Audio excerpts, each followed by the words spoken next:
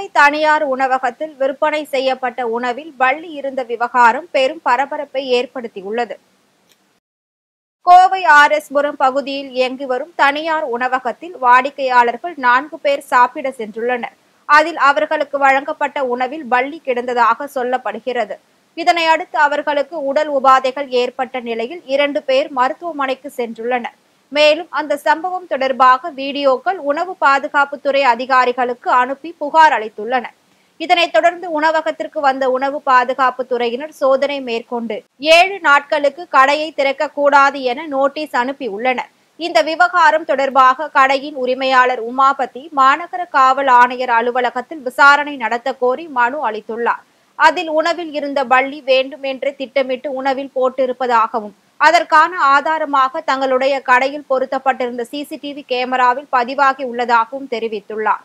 மேலும் கடையின் பெயருக்கு அவதூறு விளைவிக்கும் வகையில் இந்த செயல் நடத்தப்பட்டு இருப்பதாகவும் இது குறித்து காவல்துறையினர் உரிய விசாரணை நடத்த வேண்டும் என கோரிக்கை விடுத்துள்ளார். ஆஃபீஸர் வந்து செக் பண்ணாங்க, எல்லாம் பண்ணுறாங்க.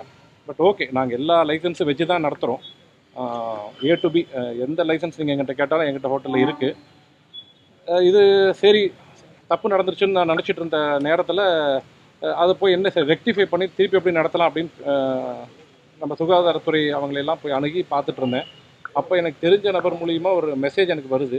அதில் பார்த்தா இந்த ஹோட்டலில் பல்லி விழுக போகிற விஷயம் வந்து 1:30 மணிக்கு இது நடக்கிறது வந்து ஒரு 3:15 மணிக்கு நடக்குதுங்க. ஆனால் 1:30 மணிக்கு இந்த மாதிரி ஒரு விஷயம் நடக்க போகுது, இதுதான் ஹோட்டலோட லொக்கேஷனு அப்படின்னு சொல்லி ஒருத்தர் வந்து நியூஸ் பேப்பர் எடிட்டர்ஸ்க்கெல்லாம் சர்க்குலேட் பண்ணுறாரு.